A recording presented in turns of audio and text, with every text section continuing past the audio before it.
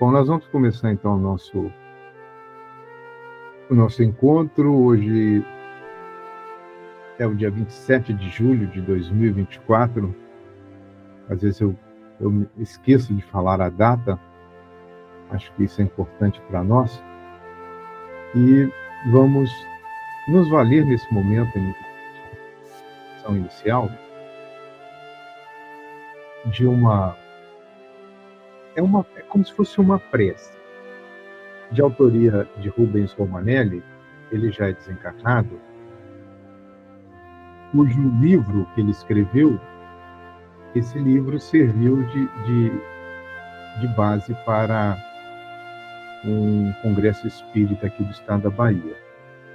O livro se chama O Primado do Espírito. E o texto, ou o título da reflexão, chama-se Invocação. Eu convidaria a todos a prestar bastante atenção nessa conversa, nesse diálogo que Romanelli construiu com o Criador. Senhor, inundas-me no esplendor de tua luz, e contudo cego não te vejo. Falas-me na eloquência de teu verbo, e no entanto surdo não te ouço. Abrasas-me na ardência de teu amor, e todavia insensível não te sinto. Ó estranha contradição, tu bem perto de mim e eu tão longe de ti. Desvela-me, Senhor, os olhos cegos de orgulho, abre-me os ouvidos surdos de vaidade, e sensibiliza meu coração duro de maldade, para que eu descubra a tua divina presença na intimidade de meu ser. Movido, Senhor, portanto, nessas intenções de que um dia possamos ter adquirido, após inúmeras jornadas, neste orbe que construístes para o nosso crescimento espiritual, a capacidade de ver-te, ouvir-te em plenitude. Mas, por enquanto, dadas as condições em que nos encontramos, de servos ainda imperfeitos da tua seara, te suplicamos a tua proximidade no entorno de nós. Inspira-nos para que possamos recolher neste encontro as melhores impressões possíveis acerca do pensamento do nobre espírito Manuel Filomeno de Miranda, que com muito amor enviou-nos estas obras sobre as quais debruçamos a nossa atenção. Envolve-nos, pois, na tua paz, protege o ambiente em que nos encontramos e dá-nos, dessa forma, permissão para iniciarmos mais um encontro de estudos, louvando-te hoje, que assim seja. Bem,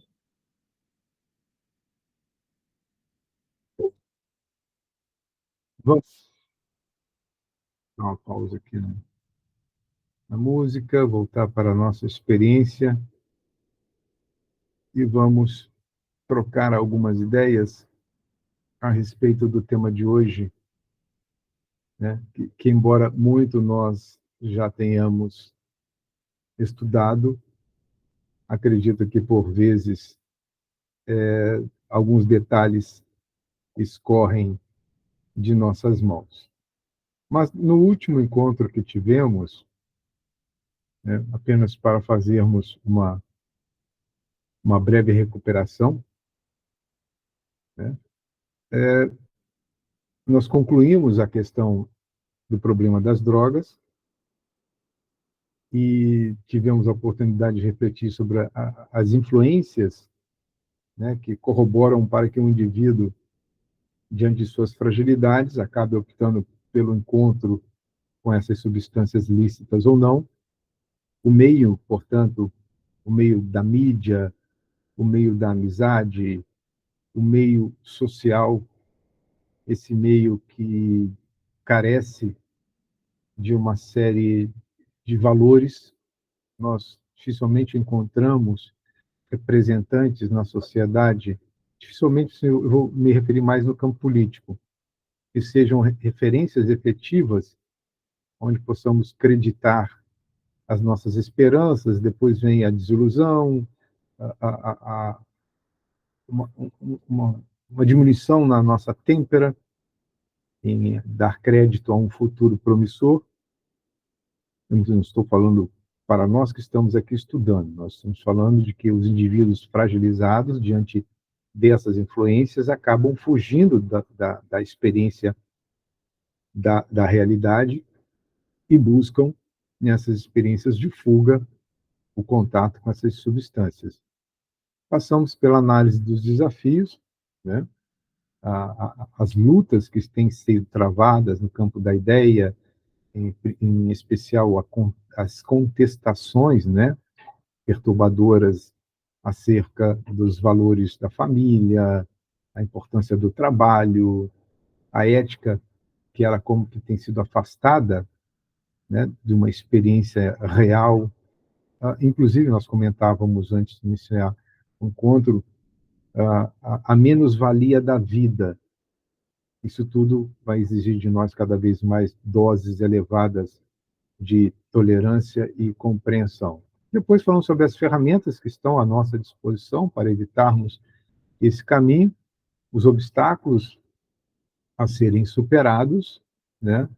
Principalmente a superação do entendimento, da visão de mundo pautada no materialismo, e o materialismo faz com que o indivíduo busque cada vez mais respostas às suas perguntas naquilo que lhe traga prazer e gozo. Então, é uma busca que vai pelos campos do hedonismo, do distanciamento daquilo que nós chamamos de os valores transcendentais da vida, e a solução não existe outra se nós nos adentrarmos com muita coragem no campo do estudo do cristianismo puro. E esse cristianismo puro, ele é representado, né, pela doutrina espírita que nós esposamos. Então, em linhas gerais, foram essas as nossas abordagens, e hoje nós vamos estudar juntos o capítulo Morrer e Libertar-se, que começa numa perspectiva que nós já estudamos em capítulos anteriores, que são as ocorrências trágicas que se dão durante o período carnavalesco na cidade do Rio de Janeiro, a qualidade da atmosfera espiritual, gerando impactos bastante significativos, né, naqueles que estão ou que são capazes de visualizar o que está além da matéria física. Eu acho que se todos nós fôssemos videntes, acho que ficaríamos, inclusive, reclusos em casa. E em alguns lares o indivíduo ia sair de casa. Então vejam que a faculdade mediúnica no campo da vidência, ou a clarividência como um potencial anímico, é uma preservação para que nós tenhamos um mínimo de sanidade, né, de saúde mental, para enfrentar essa realidade além da matéria densa que nos permeia a vida, né? Então, esse capítulo inicial vai falar de um acidente trágico. Esse acidente trágico envolve uma relação afetiva de uma avó com o seu neto, mas antes de entrar nessa questão mais específica, há algumas considerações que Filomeno coloca, que eu acho interessante, que são causa quase que corriqueira desses acidentes automobilísticos, né? nós chamamos de causas concorrentes para o acidente, né? Que é o estado de embriaguez e o excesso de velocidade na condução de veículos. Por que elas são concorrentes e não determinantes? Porque existem casos que o indivíduo, mesmo sob o efeito de uma droga, de um efeito de um alcoólico, aqui tratando de drogas lícitas e ilícitas, ele chega ao seu destino, né? Mesmo correndo o risco de sofrer um acidente ou de provocar um acidente. Então, essas causas elas concorrem para a ocorrência de um evento não esperado. Mas, neste caso específico, a causa determinante foi a perda do controle da direção, proveniente de um veículo que vinha à frente, ia fazer um movimento, não pôde completar, freou o de trás, porque nós já vimos o álcool produz um efeito retardante das nossas funções cognitivas, o processamento das nossas ações elas se tornam mais lentas e mais imprecisas. Então, com a manobra brusca, o fator determinante para a ocorrência do acidente foi a perda do controle da direção. O veículo vai na balaustrada, rompe-a pela força do impacto, é projetado no mangue e, neste acidente, os 5 jovens que ali se encontravam vêm a óbito, né? Pelo menos também registra a característica do ambiente espiritual no entorno, né?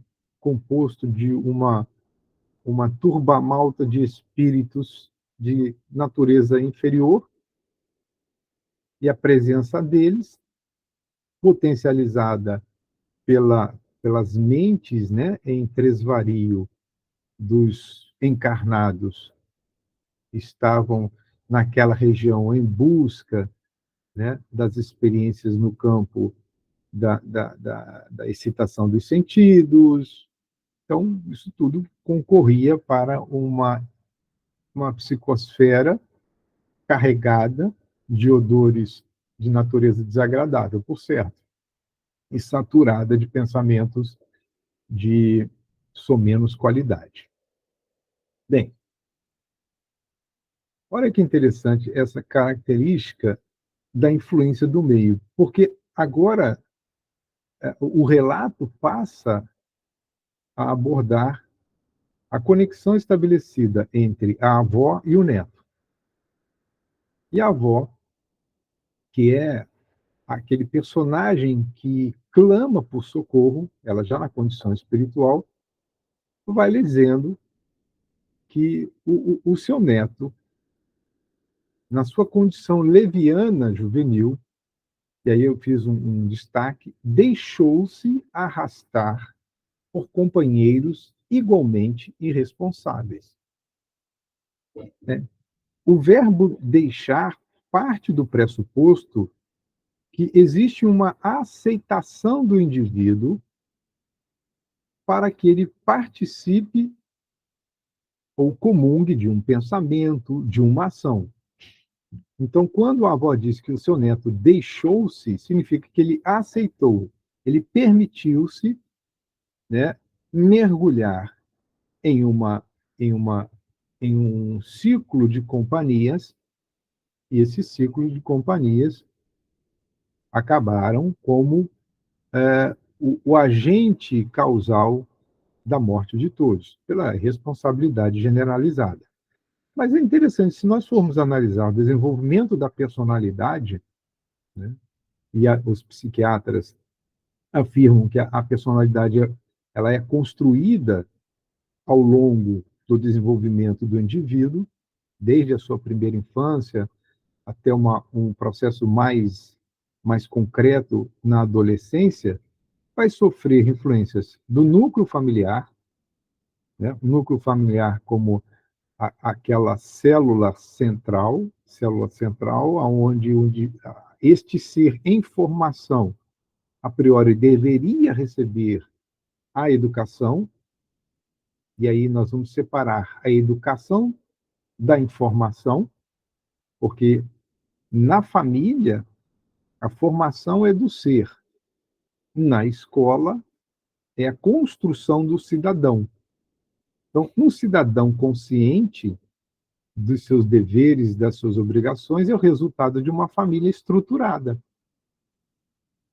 Mas, como somos espíritas, sabemos que, mesmo em famílias estruturadas, com preceitos evangélicos concretos, uma vivência no campo da fraternidade, é compreensível, embora doloroso, que alguns de seus membros, mesmo diante desse suporte familiar, dentro de uma experiência escolar de certa qualidade, eles se desviam no caminho, porque são espíritos.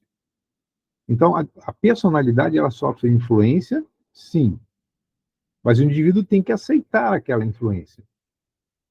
Então, o indivíduo também faz uma escolha.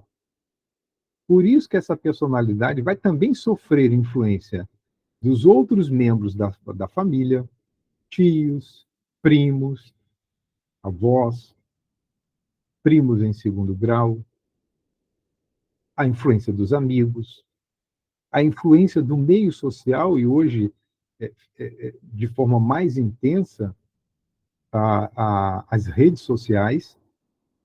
Nós estamos atualizando uma palestra que fizemos no ano passado, aqui na Semana Espírita de Lauro de Freitas, e fomos convidados uma vez mais, se não me falha a memória, para o mês de outubro, acredito que sim, se eu não estiver errado, e trazendo novos dados a respeito do impacto na saúde mental provocado pelas redes sociais.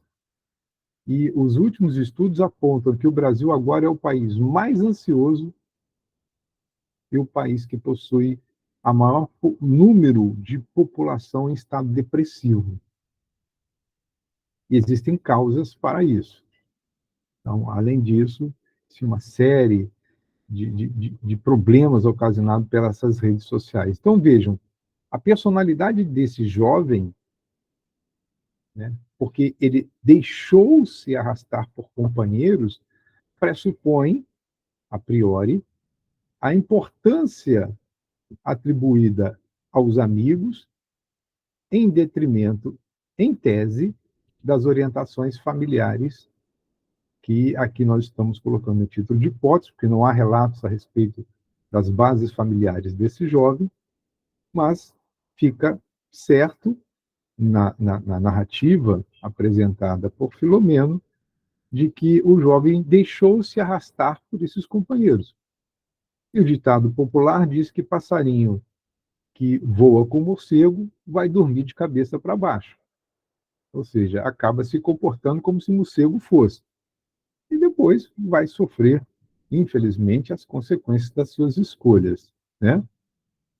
Então, essa chamada personalidade normal, aí é um conceito interessante que vem surgindo nos estudos referente à personalidade humana, seria, né, porque a gente vai se questionar, tá, tudo bem, eu sofro influência da família, dos meus amigos, da escola, do meu trabalho, da rede social, do meio social no qual eu estou inserido. Sim, então, como é que eu posso ter a certeza que eu tenho uma personalidade normal?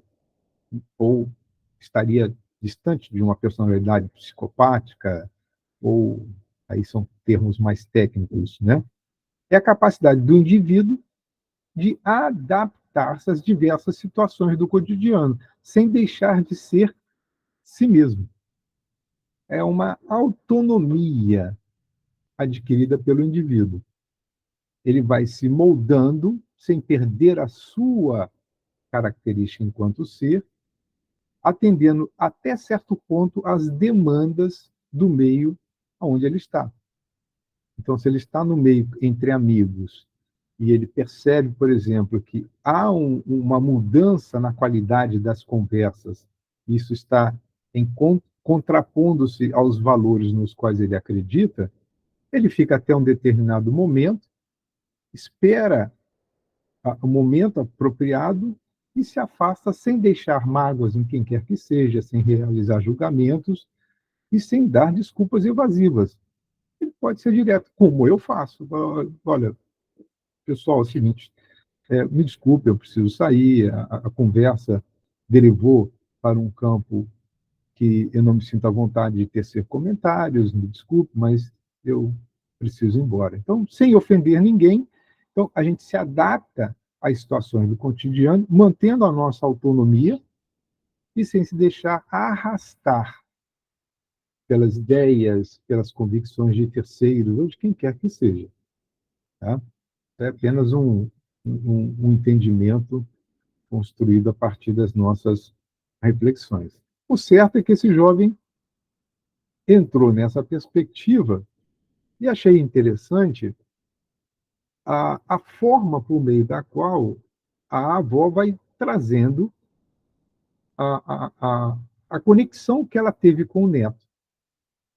Ela afirma que ela estava em serviço, né, em um local próximo de onde haveria de ocorrer o acidente. E ela sente a mente do netinho tresvariando no excesso das alegrias dissolventes. Bom, alegrias dissolventes são aquelas emoções, sempre lembrando que emoções elas são de curta duração, mas geram um impacto muito forte no organismo, e se o organismo sofre o impacto de uma emoção no campo mental, irradia-se à distância, aquela onda resultante da emoção. Qual seria essas alegrias dissolventes? Aquelas brincadeiras sem sentido, o indivíduo dirigindo de forma despreocupada, a alteração do nível de consciência resultante da bebida, né? Alguns tornam-se mais extrovertidos, começam a falar sobre tudo e todos, só que a onda de cada um ela é muito particular. O padrão vibratório, as informações que saem nossas, elas são muito individuais. Aqueles que possuem afinidade para conosco sentem, e sentem a tal ponto que, por exemplo, mães ligam para filhos, filhos ligam para pais, amigos ligam para amigos, porque passam a fazer uma análise daquelas informações que chegam no campo da mente, se preocupam e entram em contato. Então, vejam, eu destaquei sentir a mente. Bom, esse sentir é eu captei um padrão vibracional cuja fonte foi identificada. Então, eu identifiquei a fonte da qual provinha aquele padrão vibratório. A fonte era o neto. Imediatamente, ela afirma ter sido atraída pelos impositivos dos vínculos, que nos mantêm unidos minutos antes, e percebi o que sucedera. Vejam, a palavra percepção, ela amplia o sentir. Lembra que o médium é todo aquele que sente, num grau qualquer, a influência dos espíritos? Na dimensão espiritual ocorre a mesma coisa. Então, como essa comunicação está entre duas dimensões, ela sente o descompasso vibracional de uma fonte que ela esperava manter-se num determinado nível de funcionamento, e ao ser atraída e perceber, a palavra perceber diz que ela realizou todo um processo de construção de entendimento, porque a percepção é a análise cognitiva que é feita a respeito de um evento. Então, a percepção é todo um processo que vai envolver memória, vai envolver a linguagem, vai envolver a significância e o significado, vai envolver o entendimento da situação. Então, ela percebe o que estava e o que iria acontecer. Bom, aí vem algo que eu acho interessante. Embora estivessem em afinidade, o que é que ocorria de fato? Uma assintonia. A assintonia é que os indivíduos afins estão fora de sintonia. A sintonia, ela se estabelece quando as mensagens transmitidas, elas são compreendidas na estação receptora e a estação que emite está em condições de receber o evento resposta. Então, a sintonia ela só é estabelecida quando essa bidirecionalidade acontece. Uma emissão vai até uma estação que recebe, processa e envia de volta. Diga aí, Amilcar.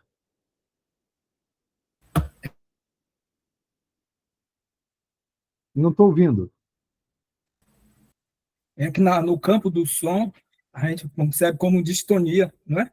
Sim, Oitava é diferente, né? Oitava bemol, ou, né? Assim por diante. Então, mas ele continua com a frequência afim, mas de algum modo entra em dissonância. isso. Isso é digamos, é uma ajuda da teoria da música, né? Que é isso, né? Sim, sim, sim. Se Exatamente. você tiver numa orquestra, qualquer um errar uma nota, alguma coisa, ou entrar em dissonância, quem tá regendo percebe na hora, né? Exato. Eu até ia trazer nesse ponto, obrigado por você fazer essa colocação, é que os detalhes, né? A expressão assintonia difere da dissonância ou da distonia por pequenos detalhes, né? Embora haja afinidade, perdem eu não sei, eu não sou músico, perdem o compasso, né? É como, imagine alguém que esteja dentro de uma tropa, o bumbo no pé direito, e daqui um pouco o cara está com o bumbo no pé esquerdo. Quem é militar ou já ouviu um desfile, fica um troço assim meio estranho. E aquilo, uma pessoa, ela vai desregulando todas as demais. Então ela gera uma desarmonia, e embora todos estejam afins, conectados na mesma intenção, já não há mais aquela troca, a resposta. Deixa eu ver se. Não fechei, não. Olha só que interessante. Existe um livro que é de um doutor alemão chamado Rüdiger Dahlke, chama-se A Doença como Linguagem da Alma. É impressionante o avanço que a ciência alemã vem dando nesse sentido. Mas esse médico, Rüdiger Dahlke, ele sofreu e vem sofrendo boicote da, da nossa medicina tradicional. Porque quando ele fala a doença como linguagem da alma, ele vai entrar num campo da psicossomática, da transcendência, da medicina da alma, e ainda há muita resistência nesse sentido. Deixa eu ver se eu consigo mostrar aqui para vocês. Está aqui o livro, tá bom? Ao vivo sempre é meio complicado. Ele vai falar, portanto, eu vou fazer um rápido parênteses, tá? De uma pesquisa produzida por um médico americano chamado Condon. Ele descobriu algo muito interessante entre os seres humanos. Esse médico filmou de perfil e em câmera lenta pessoas que se comunicavam. Com isso, constatou-se que tanto a pessoa que fala como o ouvinte, né, estão ligados no mesmo instante por momentos minúsculos imperceptíveis, o que esse médico passou a chamar de micromovimentos. Esses micromovimentos seriam como que a pessoa que fala produz na pessoa que ouve movimentos musculares idênticos. Idênticos. Este vibrar um com o outro está presente em todos os seres humanos, com exceção das crianças autistas. Porque aí há a questão do neurônio espelho vai entrar em função, o reconhecimento facial, a ausência de contato entre olhares. Então, quando nós estamos conversando, eu estou atento ao que o outro está falando, olhando nos olhos, essa condição se manifesta. Está-se aqui na pista de uma conexão que, no âmbito da vida orgânica, corresponde àquela inexplicável e característica conexão das partículas físicas elementares. Quando a gente fala que o indivíduo entra em afinidade e sintonia com o outro, é algo que nós ainda não temos a condição de mensurar o quanto é importante para nós em qualquer processo de ensino-aprendizagem, embora a importância que tenhamos hoje nas aulas, nos encontros EADs, essa conexão mais próxima faz com que essa ligação que transcende a nossa capacidade de compreensão ainda, pelo menos pelos instrumentos da ciência, ela ocorra. Daí a explicação de que há oradores, há encontros que são inexplicáveis no campo das palavras. Você mergulha naquele encontro, você mergulha naquela experiência com tamanha profundidade que há indivíduos que saem literalmente transformados pelo sentido que ele coloca e pela experiência no campo das emoções superiores que o indivíduo passa a experimentar. Mas vamos lá. Fechado parênteses, prossigamos. Essa falta de sintonia, ela está muito bem caracterizada nessas falas da avó. Tentei induzi-lo a interferir com o amigo para que diminuísse a velocidade. Imagina que quantas vezes o nosso anjo da guarda também agiu assim. Rapaz, ou cabeçudo, presta atenção, não fale, silencie, não dê resposta alguma, fique em casa.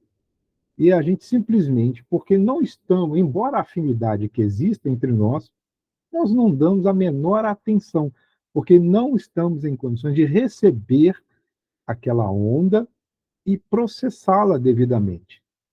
Outra tentativa, inspirei-o a que mandasse parar, sob a justificativa de alguma razão, porque estivesse indisposto. Da mesma forma, o neto se fez de rogado. E conclui essa fala interessantíssima, a avó dizendo, a sua mente parecia entorpecida, não me registrando os pensamentos. Mas vejamos, esta é uma ação de um espírito bom na direção do seu neto. Mas se essa falta de sintonia existe dentro dessa perspectiva, nós poderemos também criar barreiras de acesso às inspirações negativas. Embora exista afinidade entre mim e o meu obsessor, que é aquele indivíduo a quem eu fiz mal numa existência passada, eu posso estar em outra faixa vibratória. E as suas sugestões, as suas inspirações negativas não irão me alcançar. Da mesma forma, numa prática mediúnica. Se o médium não estiver concentrado, ele não vai captar a onda pensamento do espírito que quer por ele se comunicar. Da mesma forma, o dialogador, se estiver pensando na panela de pressão que deixou em casa, se apagou ou não a luz, no boleto que tem que pagar, se trancou o carro ou não, ele não estará, embora esteja dentro do ambiente de prática mediúnica, sob a assistência do seu orientador no campo do diálogo, ele não captará as orientações que poderiam ser recebidas por ele no atendimento aos necessitados que para ele serão encaminhados. Então, essa ausência de sintonia levou ao acontecimento trágico. Ocorre o acidente. Nesse momento, os espíritos bondosos, né, o Dr. Bezerra de Menezes, Filomeno e outros, já se encontravam em número de quatro servidores do bem, rodeados de espíritos desocupados, agressivos, que, em identificando suas presenças, a estes endereçavam impropérios, xingamentos, palavras de menos-valia, Então, era um grupo, uma horda, é a expressão utilizada, expressiva, ruidosa e agressiva. Mas veja que interessante, Bezerra de Menezes vai convidar o grupo, induzindo-os mentalmente, né, a buscar harmonia íntima e confiança integral. Bom, todos aqueceram ao convite, com uma ressalva: evitem estabelecer qualquer sintonia com os rebeldes. O que eles esperavam? Que houvesse alguma reação. Olha, quantas vezes nós não somos provocados? E ao aceitarmos a provocação, entramos na frequência do agressor. E o objetivo dele foi atingido. Ele desestabiliza a sua, entre aspas, vítima, aumenta a tensão emocional, e aumentando a tensão emocional, nós poderemos perder o controle da mesma, né? Quando a emoção, por exemplo, ela fica muito intensa, há questões orgânicas que passam vamos dizer assim, a manifestar-se, e eu posso perder o controle das minhas reações. E aí aquilo que era uma irritação, ela se transforma em uma raiva, da raiva acumulada vai para o ódio, e o ódio é uma energia que ela tem que ser, ou ela é contida, ou é colocada para fora. Quando eu contenho a raiva, se eu não fizer um processo pedagógico correto, essa raiva adoece o indivíduo. Eu posso transmutar a raiva por uma ação de caridade, ou seja, o ódio eu transformo em amor. Mas se eu não controlo, eu transformo em agressividade. E era justamente essa resposta agressiva que os espíritos estavam aguardando. Daí, nesse momento em que eles aqueceram a sugestão do Dr. Bezerra de Menezes, Dr. Bezerra de Menezes entra em estado oracional, acompanhado pelos seus auxiliares, e entra num processo de transfiguração, né, de modificação do seu corpo espiritual. E uma luz começa a irradiar no entorno dele. Fraca inicialmente, e depois aumentando de potência, e passa a envolver os quatro. Passamos um paralelo. Construamos a ideia de que estamos em uma reunião mediúnica, onde um médium ele dá passividade a um espírito extremamente agressivo, manifestando um ódio muito intenso. Ok. Um ódio intenso, agressividade, descompasso emocional. O diretor da reunião, via de regra, nesses atendimentos mais complexos, ele traz para si a responsabilidade e concita a todos, a acompanharem aquele atendimento em harmonia e sintonia com as suas ideias. É justamente neste momento é que nós formamos um feixe de varas.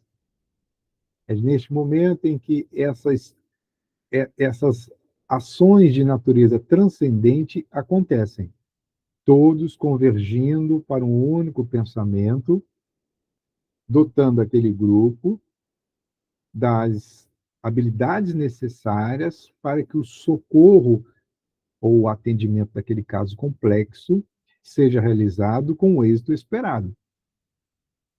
Então, a fase anterior foi a chamada de atenção, logicamente que ela vem num tom de fraternidade, de envolvimento na importância daquela tarefa. Então, há toda uma construção que agora nós estamos vendo uma semelhança nesta ação. Um convite para que todos permanecessem em harmonia íntima, no estado oracional. Então, nesse estado oracional, as forças espirituais de cada um facultaram a essa, logicamente, que Bezerra possui de per si as suas qualidades, mas se um daqueles trabalhadores estivesse em desarmonia, poderia prejudicar o que se espera ou o que se esperava dessa ação. Então, essa luz, a princípio individual, envolve a coletividade, portanto, os quatro, e há um momento em que é como se fosse uma explosão luminosa. E quando essa luz se expande e clareia todo o entorno, os espíritos ali presentes, da mesma forma, ficam como que aturdidos, muitos saem debandada, outros afirmam que é magia, mas também não resistem à presença da luz. Mas há questões muito interessantes para as quais, né, eu gostaria de discutir com vocês. Porque nem todos os que chamam ou que clamam Senhor, Senhor, entrarão no reino dos céus. Existe uma passagem evangélica a esse respeito. E Miranda estranhou que um grupo de espíritos ajoelhados clamavam ou reconheciam a presença daqueles seres como enviados divinos. Bezerra de Menezes, percebendo ainda, talvez naquela época, uma certa, entre aspas, ingenuidade de Miranda, vai dizer para ele: não estranhe, irmão Miranda, a nossa atitude de silêncio. Vejam que o silêncio aqui está representado pela inação. Nada foi feito por aqueles que estavam manifestando um certo arrependimento ou uma manifestação de entrega aos espíritos que foram socorrer as vítimas. Então, não estranhe, irmão Miranda, a nossa atitude de silêncio, nem a interprete como indiferença à dor do próximo. Nossos irmãos doentes não se encontram em desvalimento. O auxílio do alto nunca falta. Este, entretanto, não é o momento de socorrê-los. A ação, a presença daqueles quatro espíritos nobres era para outro fim. Então, se no cumprimento de uma tarefa de grande relevância nós nos distrairmos e derivarmos para uma outra ação, pode ser que nós não a cumpramos bem nenhuma nem outra. E pior, em detrimento de uma emergência, eu esqueça daquilo que nós chamamos de objetivo principal. Fomos chamados para tal coisa. Se ocorre um fator, um evento superveniente durante a nossa ação principal, se houver distração, eu posso comprometer o atendimento para o qual nós somos chamados. O apelo de ajuda, é lógico que cada caso é um caso, porque neste caso específico, pela elevação de Bezerra, ele foi na leitura íntima de cada um daqueles que estavam ajoelhados, num aparente estado de súplica. E aí continua Dr. Bezerra. O apelo de ajuda resulta-lhes no momento do medo e não de um sincero desejo de renovação. Todos respiramos o clima dos interesses que sustentamos. Logo, os necessitados se voltem na direção da misericórdia, a terão. Então, aquela aparente posição de entrega estava, de certa forma, mascarada sob o manto do pavor, do receio. E o medo paralisa. Né? O medo prepara o indivíduo para a ação ou paralisa. No caso daqueles espíritos, paralisou. Bom, se eu estou parado, eu vou manifestar, então, algum tipo de empatia para com aqueles seres, para que, no mínimo, eles se apiedem de mim. E isso Bezerra foi capaz de perceber.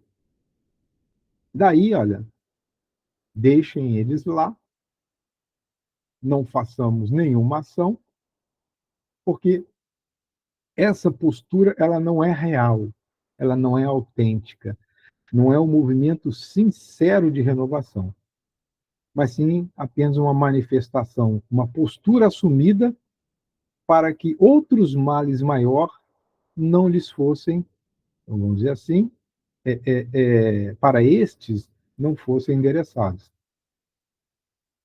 Essa encenação inconsciente ela foi percebida por Bezerra.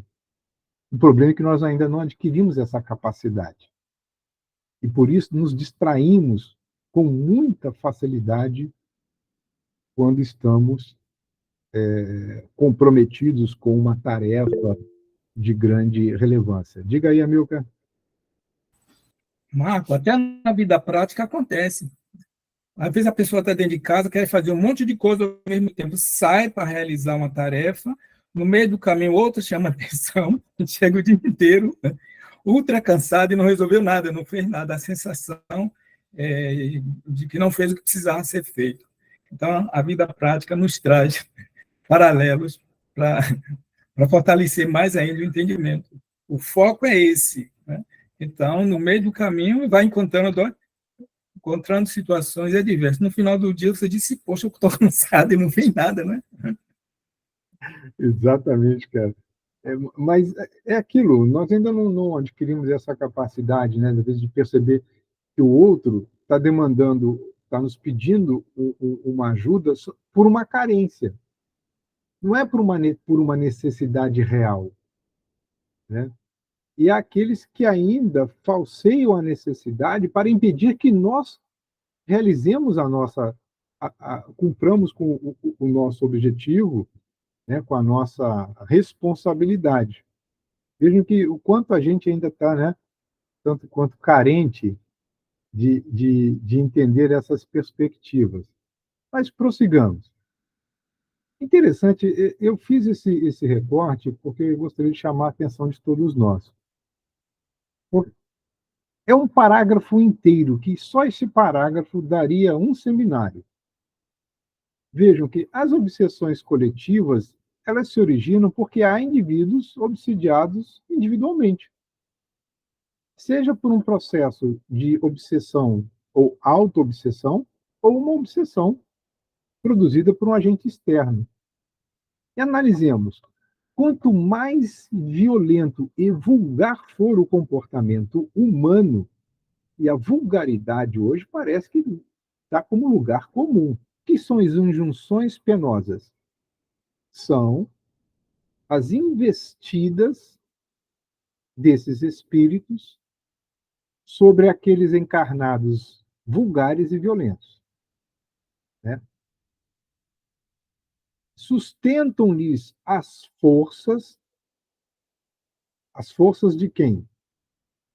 Dos encarnados vulgares e violentos, mediante as densas emanações mentais e exteriorizações fluídicas dos encarnados. Então, vejo que há um consórcio, há uma simbiose, mesmo que de natureza parasitária, em que um produz a indução, o outro acolhe, o comportamento vulgar passa a exteriorizar fluidos, tanto fluidos corporais como fluidos mentais, nas quais o agente indutor se locupleta, formando grupos de obsidiados em larga subjugação de refazimento improvável, mas não impossível. Exploram-lhes as energias, os espíritos que, por sua vez, passam a depender das vítimas em parasitose inditosa desequilibrada. Esses eventos pautados em músicas estranhas, cujas letras são deprimentes, cuja o conteúdo, né, quando você vai fazer uma leitura do que ali está escrito em forma de, entre aspas, bem grande, artes, você vê que é uma menos-valia do ser humano, como é que chama essa perspectiva de transformar as pessoas em objeto, ou a coisificação da pessoa humana, a dessensibilização do outro, a desumanização das coisas.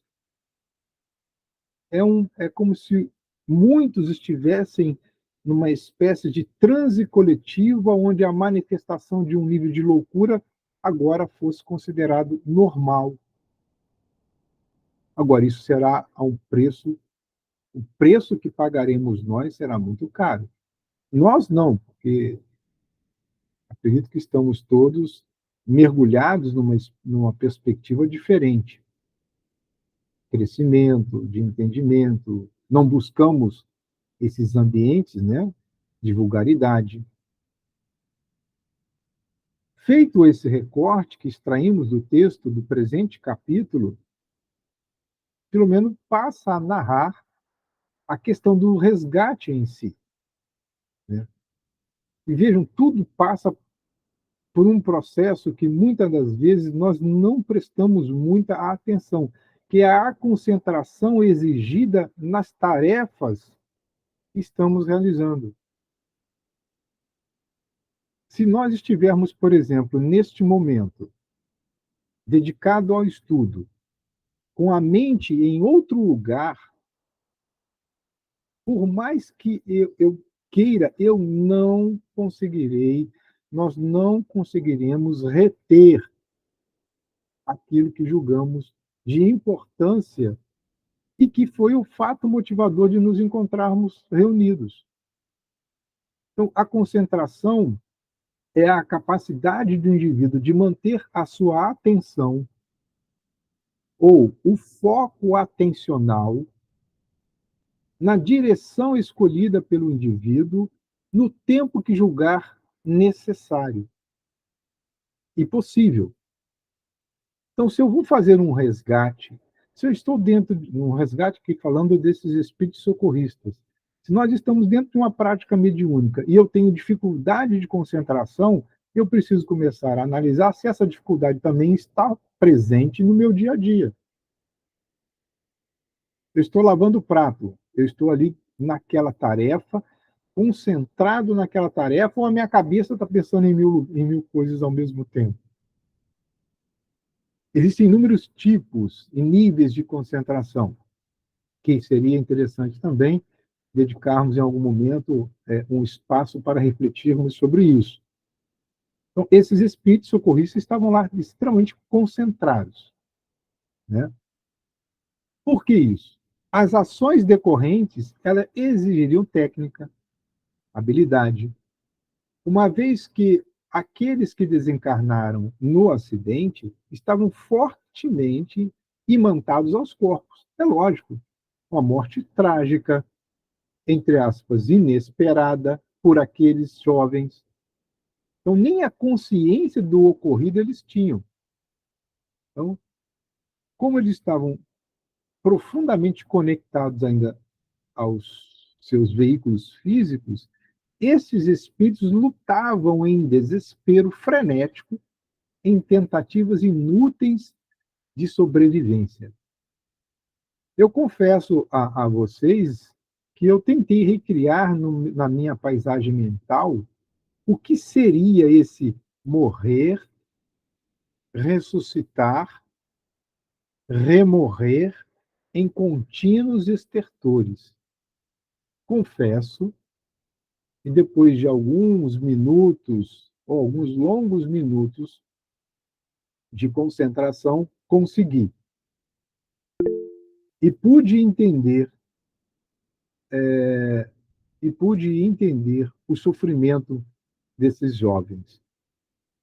Pude entender a, essa cena de gritar por socorro, E quando ressuscitado estavam, essa palavra ressuscitar, né, readquirir a consciência em espírito, ver o corpo naquelas condições, olha o efeito, experimentavam a água pútrida dominar-lhe as vias respiratórias, desmaiando, morrendo uma vez mais.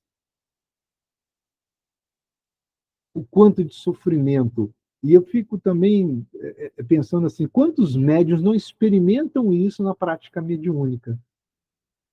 E, às vezes, os dialogadores, ou pelo choque diante de uma manifestação intempestiva, né, de um mal-estar generalizado que o médium passa a sentir, perdem o controle emocional.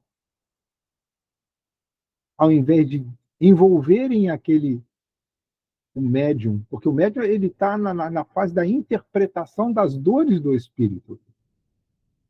Então ele tem que acalmar ambos, tanto o instrumento quanto o indivíduo em sofrimento.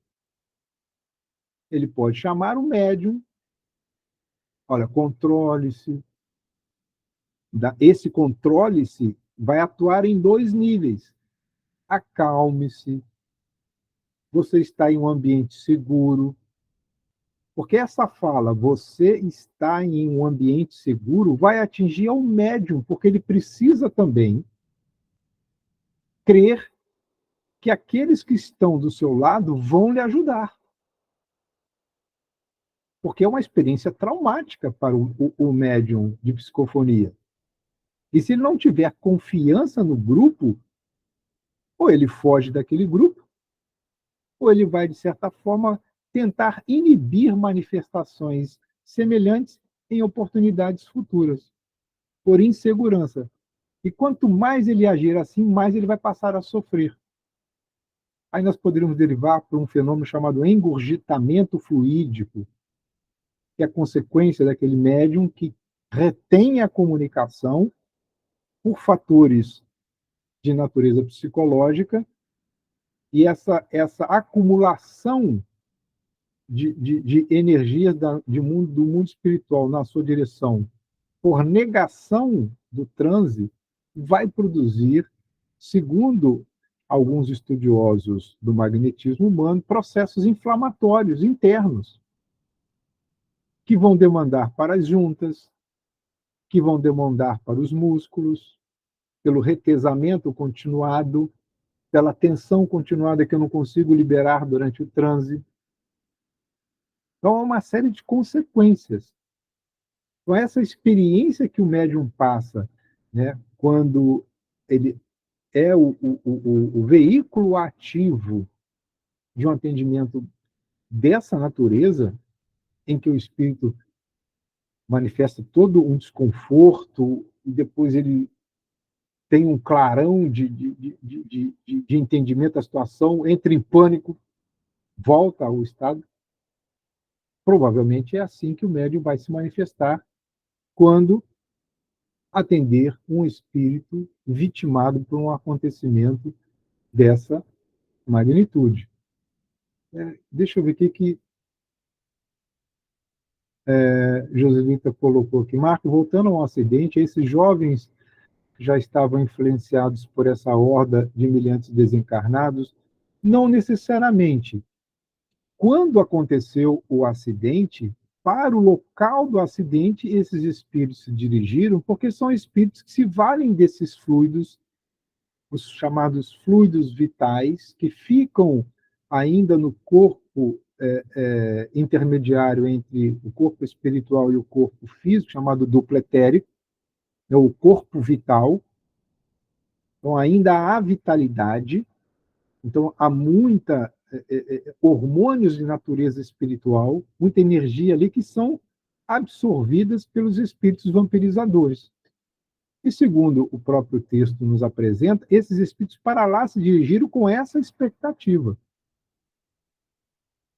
Então a equipe espiritual interfere, não permite a vampirização, mas não isenta-os dessas experiências de natureza psíquica que são próprias do estado em que eles se encontram. Ainda espíritos imperfeitos, muito apegados à matéria. O acidente é decorrente das escolhas dos 5. E que 4 se submeteram à condução de um indivíduo que não reunia, naquele momento, né, as condições ideais para ser o condutor, ou nenhum deles. Então, é resultado dessa inconsequência. Poderiam estar em processo de obsessão, sim, mas não creio eu daqueles espíritos que para lá se dirigiram. Bem, na continuidade do acidente, as ações é que são interessantíssimas, né? Os espíritos socorristas, eles começaram a agir sobre os pontos de fixação para o desfazimento dos laços mais vigorosos entre o corpo espiritual e o corpo físico. E aí é uma pergunta minha, eu fiquei refletindo a esse respeito. Quais seriam esses laços mais vigorosos? Segundo, assim, leituras que fazemos e estudos, aí eu peço a ajuda de Amilcar ou daqueles que se sentirem à vontade, penso eu que esses laços mais vigorosos, eles são identificados nas regiões plexiformes, que são as regiões, essas conjunções de feixes nervosos no organismo físico, aonde os centros de forças encontram os seus assentos.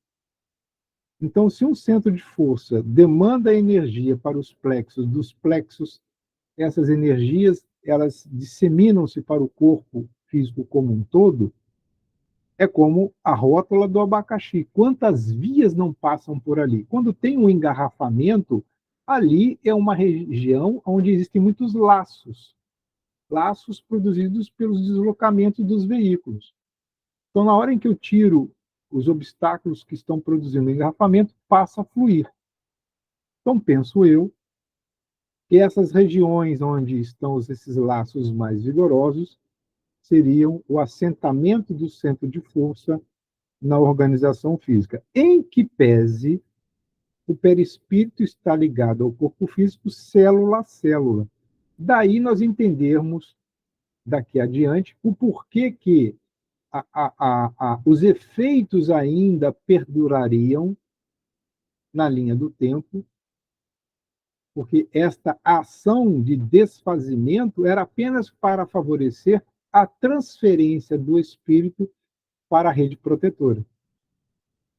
Então, eu desconecto os pontos principais, mas aqueles fios tênues ainda precisariam de tempo para que eles se consumissem. Vejam que depois de deslocado para a rede protetora, uma segunda ação foi realizada. Então, ações continuadas sobre as conexões entre o corpo e o duplo etérico. Esses condutos mantenedores da energia vital. Porque é justamente essa energia vital que é o objeto de desejo desses espíritos vampirizadores. Porque isso transfere para os desencarnados a sensação da vitalidade. Eles sentem prazeres, porque é como se eles estivessem se alimentando de entorpecentes de natureza humana. Então, eles recuperam na memória os prazeres que já não podem mais usufruir. Bom, desconexão dos centros principais, depois dissipação da energia vital acumulada no duplo etérico. Imaginemos que um jovem de 17 anos, a quantidade, né, de energia vital ainda disponível numa morte precoce produzida por um acidente trágico, as chamadas mortes violentas. Diga aí, Amilcar. Plexos e chakras são a mesma coisa, né? É só a questão de semântica. Mas eu acredito que quando ele trabalha no solar, que é essa região, a parte entre o plexo solar, ele faz a ligação entre os plexos inferiores e os superiores. Então, deixando de alimentar ali o solar, que é o que é nessa região aqui do abdômen. Então, os outros secundários, eles deixam de ser vitalizados. Aí então fica mais fácil. O sofrimento é menor, né? Porque ele não, quando você deixa de alimentar os outros, os secundários, que a gente chama de secundários, aí o sofrimento do desencarnante naquele momento é menor. Sim. E aí é mais rápido, o desligamento é mais rápido. Excelente, valeu, é isso aí. Então, nós estamos um amplificando o entendimento do outro, valeu, obrigadão. Então, vejam, interrompida a comunicação física, então vejo que agora as ações sobre o corpo físico e as ligações com o corpo espiritual, interrompida essa comunicação, permaneciam poderosos liames que se desfaziam somente à medida em que se iniciasse o processo de decomposição cadavérica, em tempo nunca inferior a 50 horas, em considerando-se as circunstâncias em que se deram a desencarnação, no caso muito violenta, em período bem mais largo. Isso significa dizer o quê? Acidentes violentos, mortes prematuras, esses liames finais demandarão tempo superior a 50 horas. Alguém poderia dizer, mas espera aí, Chico disse que para a cremação eu devo esperar no mínimo 72. Bom, Chico fez referência a uma morte natural. Ele não estava generalizando. Por isso que essas decisões, eu vou enterrar, eu vou cremar, eu vou jogar no mar, ela tem que ser analisada pela família com base na história de cada um de nós. Eu acredito que ao findar de nossas vidas, nós estejamos em condições melhores do que quando aqui chegamos. E se a nossa caminhada no Espiritismo realmente ela for eficaz, os fatores de fixação que André Luiz vai estudar no livro Evolução em Dois Mundos, eles estarão já, no final de nossa vida, em um estado de afrouxamento tal que essa libertação do casulo corporal dar-se-á, espera-se, em um tempo bem menor. Né? Daí, Filomeno, mais à frente, vai dizer, nas desencarnações violentas, o período e intensidade de desajuste espiritual corresponde à responsabilidade que envolveu o processo fatal. Quanto mais responsável eu for, mais tempo demandarei. Então, se eu for o motorista imprudente, negligente, fazendo ultrapassagens em locais inapropriados, continuando uma jornada de direção mesmo cansado, os fatores concorrentes e determinantes eles estarão condicionados à responsabilidade pessoal do indivíduo. Os outros que vierem a desencarnar, por certo, possuem um quadro que está relacionado àquele evento. Mas eu sou o agente causal. Então, a intensidade do desajuste espiritual vai corresponder à minha responsabilidade.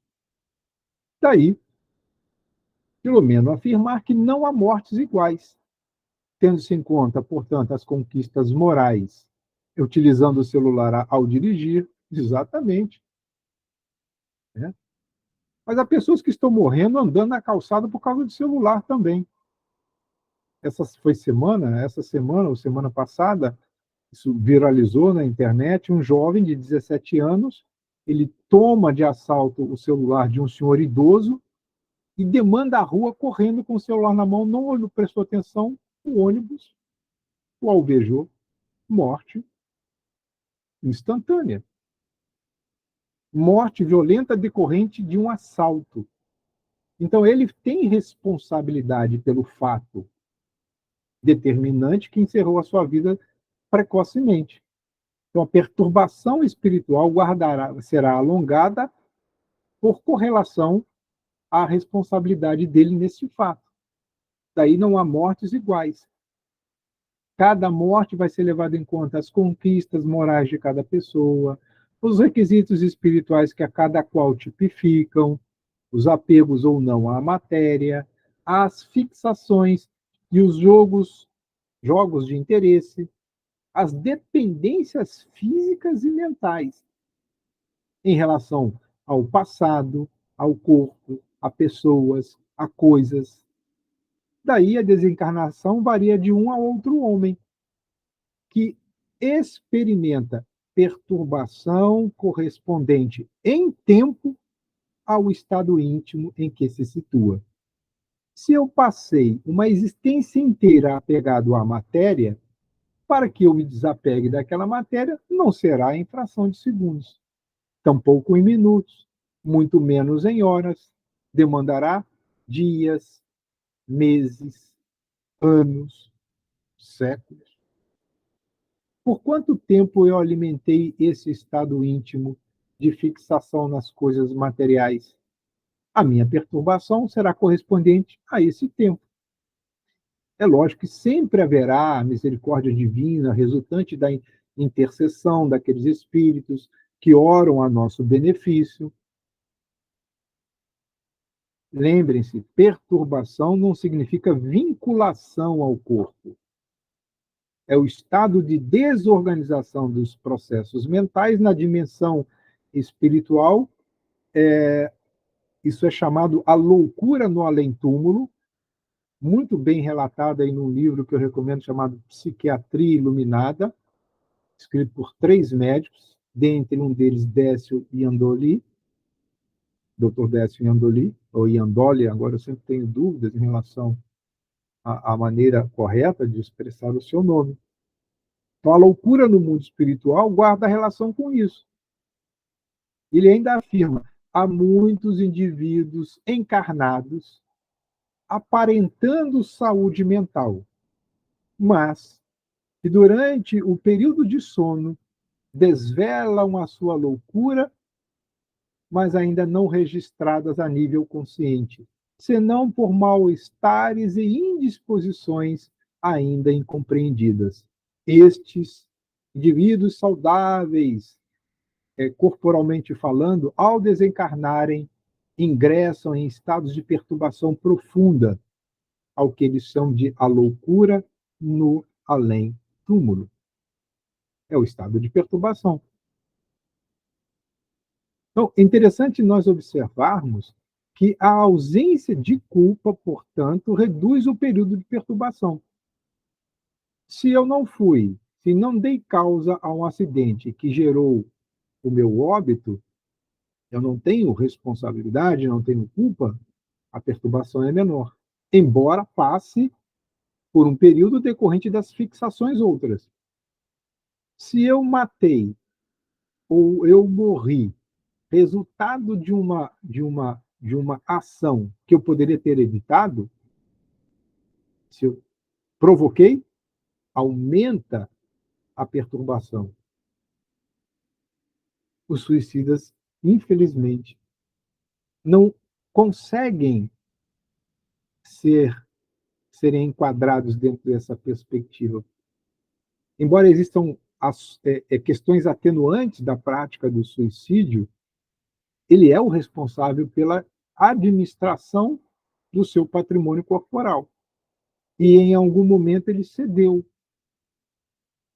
Um fator causal lá no passado produziu uma série de descompassos que modificaram o seu entendimento sobre a vida, a sua perspectiva futura, e o indivíduo permitiu-se, portanto, mergulhar numa experiência de profunda sofreguidão.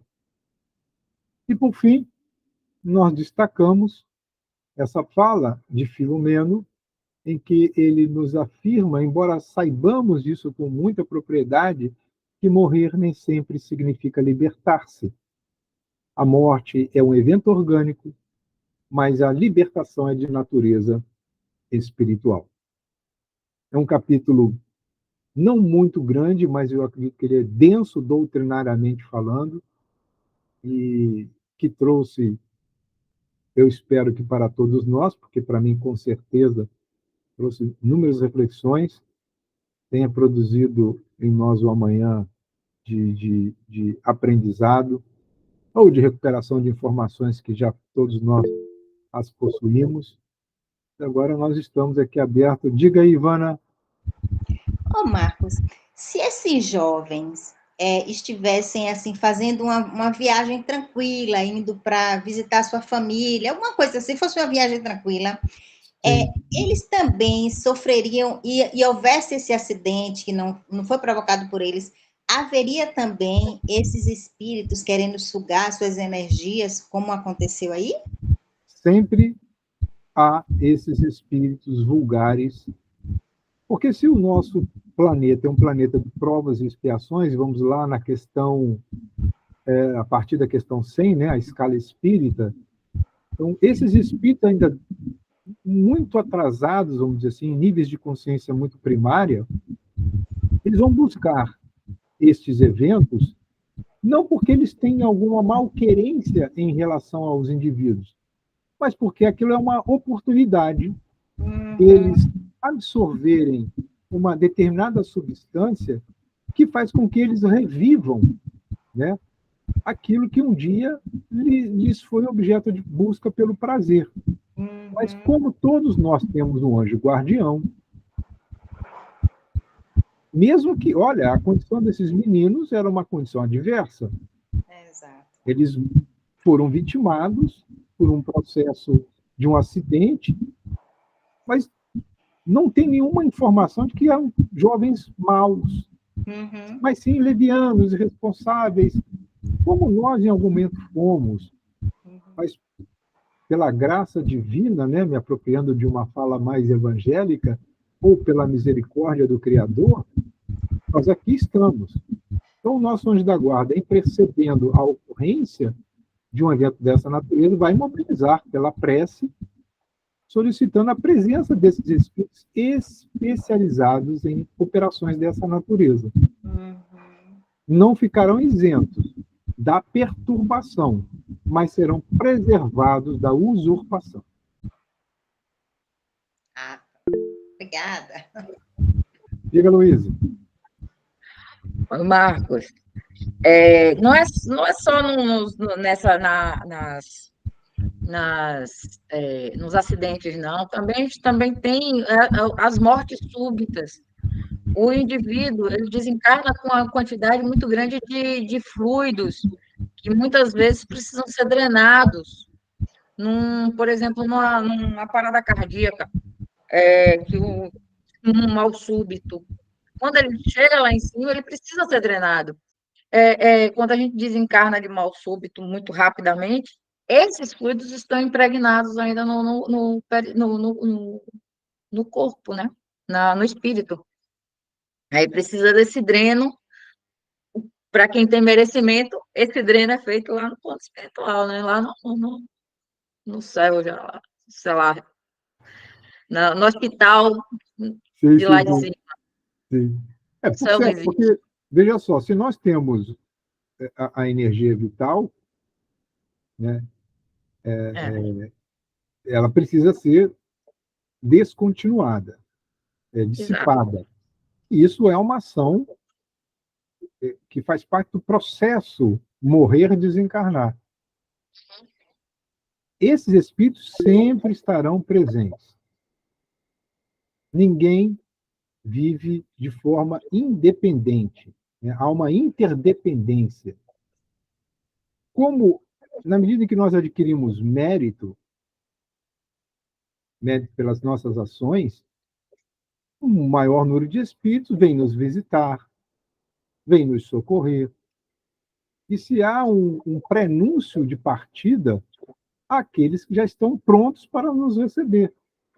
Então, em que pese para nós a morte ocorrer de forma súbita, ela é inesperada por nós, mas ela é esperada por aqueles que estão na dimensão espiritual.